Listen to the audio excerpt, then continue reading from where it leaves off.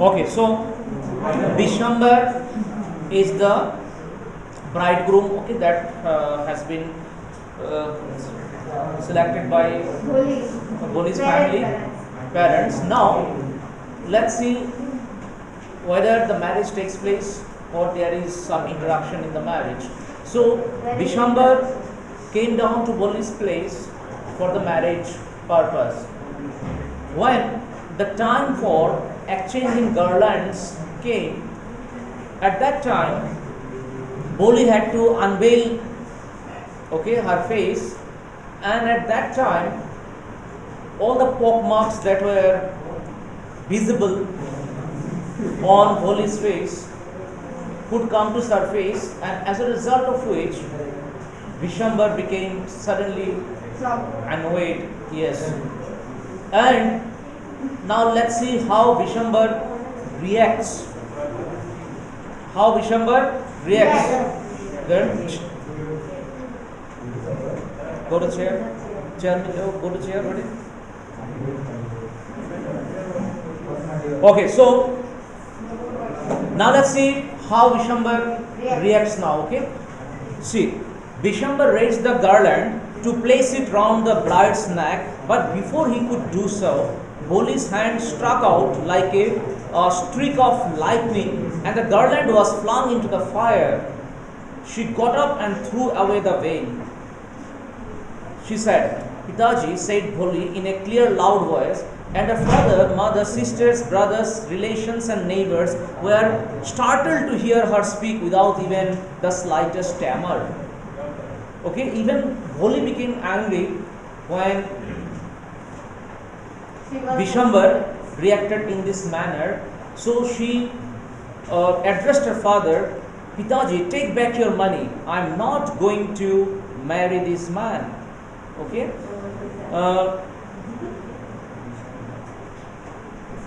Now you can see Bholi has become agitated. Okay, so that is the reason why she is also protesting against this marriage, because if Bishambar is asking money and in exchange of money he is willing to marry Bholi, in that case what will happen after marriage? Bishambar might ask for some more money, okay, because once a person starts asking for dowry, that demand keeps on increasing, okay. That is why Bholi thought, no, if he is asking for the dowry, then I should not agree, okay, to marry him. Otherwise, in future, he might ask for more money, right? That is why he says, "Pitaji, take back your money. I am not going to marry this man." And then you see, Ramlal was thunderstruck. Ramlal became thunderstruck. Thunderstruck means he became very much surprised. Okay. Okay. So I think we have missed one page in between. Okay. Yes, because he was asking for 5,000 rupees. So this page, let us go a little bit up. You see here. Let's go. Let's start from page number 59. Okay. So see page number 59. You see. So what does it matter? His wife replied, 45 or 50, it is not great. Okay, now they decided to, okay, give her marriage. Then, okay, you see from there I'll start. Vishambarnath was a well-to-do grocer. He came with a big party of friends and relations with him for the wedding. A brass band playing a popular tune from an Indian film headed the procession, with the bridegroom riding a decorated horse. Ramlal was overjoyed to see such pomp and splendor. So Bishambar, while coming for the marriage, he came on a horseback. Okay. So on seeing this, Ramlal became very much happy, saying, thinking that he didn't ever expect that Bholi's marriage can be held in such a grand manner, that the bridegroom will come on a horse. Okay. Now let's see what happens. When the auspicious moment came, the priest said, "Bring the bride." Okay. Bholi, clad in red silken bridal dress, was led to the bride's place near the sacred fire. So now Bholi was carried away to the near the sacred fire. Garland the bride, one of his friends prompted Bishambar Nath. So Bishambar was asked by one of his friends to garland the bride. The bridegroom lifted the garland of yellow marigolds. A woman slipped back the silken veil from the bride's face. Bishambar took a quick glance. The garland remained poised in his hands. The bride slowly pulled down the veil over her face. Have you seen her? Bishambar said to her friend who was next to him. She has pock marks on her face. Have you seen her? Said Bishambar. She has pock marks on her face. So what? You are not young either. His friend said. Maybe, but if I am to marry her, her father must give me 5,000 rupees. Okay, if I have to marry this girl, then her father has to provide me or give me 5,000 rupees. Otherwise, I shall not marry a girl having pock marks on her face. Okay, next you see, Ramlal went and placed his turban, his honor, at Bishambar's feet. Do not humiliate me, so take 2,000 rupees. So Ramlal became a bit embarrassed, so he started requesting the bridegroom here, that is the Bishambar, that please do not humiliate me, take 2,000 rupees, not 5,000, okay? 2,000 rupees, now he said, yes. No, 5,000 or we go back, keep your daughter. Be a little considerate, please. If you go back, I can never show my face in the village. If you go back, then I can never show back. Means if you cancel the marriage, like Ramlal was saying to Bishambar, if you cancel the marriage, then I'm going to be heavily humiliated. Okay, how can I show my face in the village? So please do not cancel the marriage. He was requesting Bishambar, okay, not to cancel the marriage. Then out with 5,000. Then he said, you have to provide me 5,000 rupees. Tears streaming down his face, Ramlal went on, opened the safe and counted out the notes. He placed the bundle at the bridegroom's feet. Okay, and then he paid him 5,000 rupees. Let's see what happens after that. And then you see, on Bishambar's greedy face appeared a triumphant smile. Okay, on seeing rupees 5,000, okay, Bishambar became very happy, so he thought he has won. So it's a triumphant smile on his face. After seeing rupees 5,000, he had gambled and won.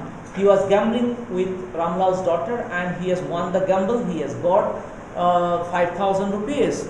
Okay, give me the garland, he announced. Once again the veil was slipped back from the bride's face.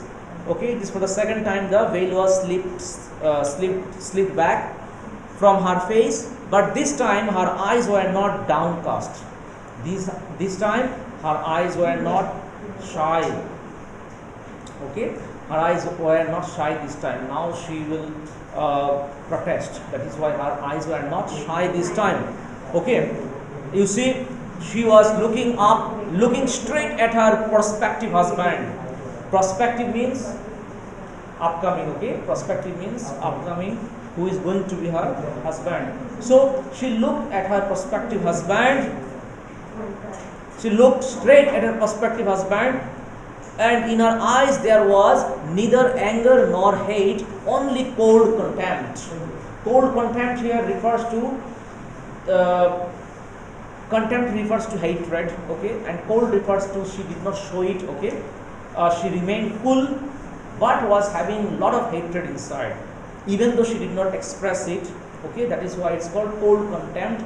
She was having contempt or hatred inside, but she kept her cool, okay, and remained cool. Okay, so that is what is cold contempt all about. Bishambar raised the garland to place it round the bride's neck.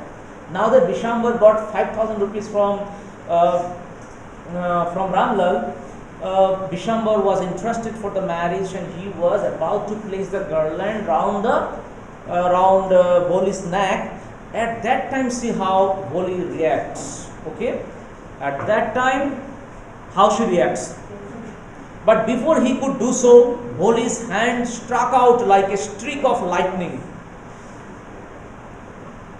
Like a streak of lightning, she rejected with her hand. Okay, Bholi's hand struck out like a streak of lightning, and the garland was flung into the fire. Okay, she threw the garland into the fire. So, okay, with her hand she threw it into the fire. She got up and threw away the veil. Okay, then she addressed her father out of revolt, out of protest. She addressed her father. Pitaji, said Bholi in a clear, loud voice, and her father, mother, sister, brothers, relations, and neighbors were all startled to hear her speak without even the slightest stammer. Pitaji, take back your money. I am not going to marry this man. Okay, so she was having cold contempt. That is why she was very angry. Now that her father had to, she knew that it was difficult for her father to pay 5,000 rupees to December because it's a hard-earned money. So she knew that her father had to pay December against his will. That is why she became very angry.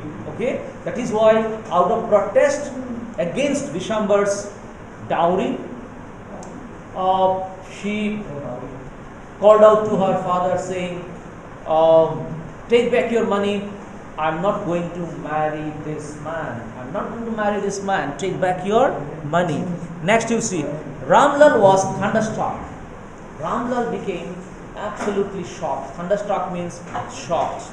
The guests began to whisper. All the guests started whispering. Okay, they spoke softly into each other's ears. Okay, all the guests who were present in the marriage, they started speaking softly into each other's ears. So whispered into each other's ears. So shameless, so ugly and so shameless. Bholi, are you crazy? Shouted Ramlal. Her father became angry with Bholi, saying that, have you gone mad? You want to disgrace your family? Have some regard for your izzat. Okay. For our izzat. For the sake of your izzat, said Bholi, I was willing to marry this lame old man. He was a lame also. Okay, lame old man. But I will not have such a mean, greedy and contemptible coward as my husband. I won't. Okay. Now she is showing her contempt. In open terms, she is showing her contempt. What a shameless girl. We all thought she was a shameless dumb cow. Bholi turned violently on the old woman. Yes, auntie, you are right. You all thought I was a dumb driven cow. That's why you wanted to hand me over to this heartless creature. But now the dumb cow, the stammering fool is speaking. Do you want to hear more? Vishwambarnath, the grocer, started to go back with his party. The confused bandsman thought this was the end of the ceremony and struck up a closing song. Ramlal stood rooted to the ground and his head bowed low with the weight of the grief and shame. The flames of the sacred fire slowly died down. Everyone was gone. Ramlal turned to Bholi and said, but what about you? No one will ever marry you now. What shall we do with you? Ramlal, her father, became very angry, saying that you have cancelled the marriage. Now, who is going to marry you? Nobody will marry you, because in those days, if one marriage is broken, it means that girl has brought disgrace to the family. So it was very difficult for her to get married again. So that is why Ramlal became angry and said, who is going to marry you again? And what are you going to do with you? We don't know. And Sulekha said in a voice that was calm and steady, don't you worry, Pitaji. In your old age, I will serve you and mother, and I will teach in the same school where I learned so much. Isn't that right, madam?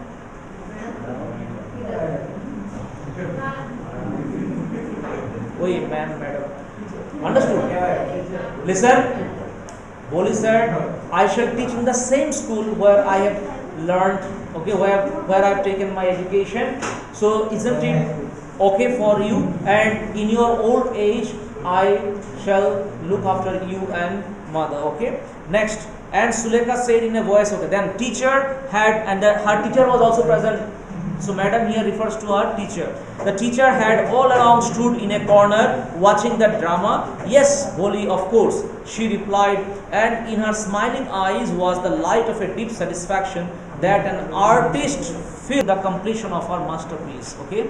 So Contemplating means contemplate means if you think something deeply, then you are contemplating about something. Okay. Contemplating means if you are involved in a particular thought, so you are contemplating. So her teacher was contemplating. In her smiling eyes was the light of a deep satisfaction, because it was she who has given education to Bholi. It was she who has made Bholi independent. It was she who had brought about a lot of confidence in the personality of Bholi. That is why she was successful in her teaching. That is why she was smiling, and in her smiling eyes was the light of a deep satisfaction that an artist feels when contemplating the completion of her masterpiece, when thinking about the completion of her masterpiece. You know the meaning of masterpiece? Masterpiece is, suppose you are an artist and you make something, project or anything. For his masterpiece is his bestseller.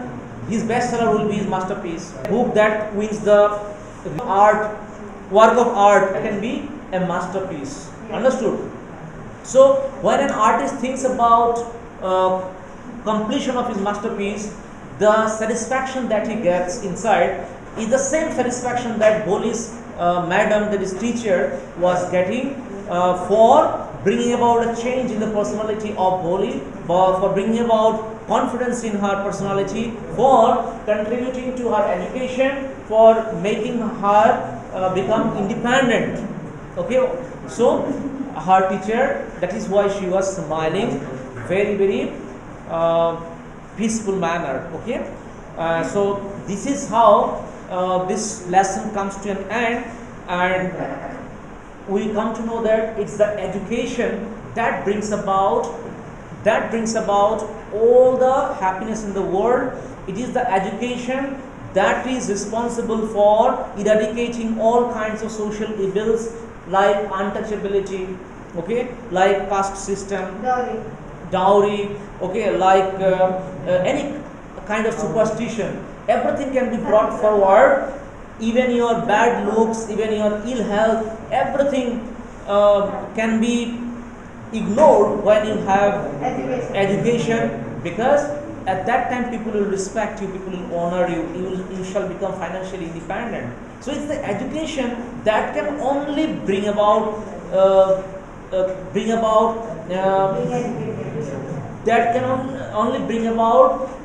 something, okay. Yes, that can only bring about something that can make you independent, that can make you financially stable. Yes, and bring respect and honor in the society. So it was just because Bholi became educated, she became independent, okay, and she became bold and courageous. It is because of this reason that she could cancel the marriage. Otherwise, if she was not educated, she had to accept the marriage, and in that case, even after marriage, she became the victim of her husband's oppression, torture, discrimination. Okay, so she has done the right thing by cancelling the marriage. Okay, because this man Vishambar was not a considerate person, not a kind person, okay, not a helpful person. He was just a greedy person, okay. Yes, heartless and greedy person, okay. Okay, now I shall ask you certain questions, okay. So,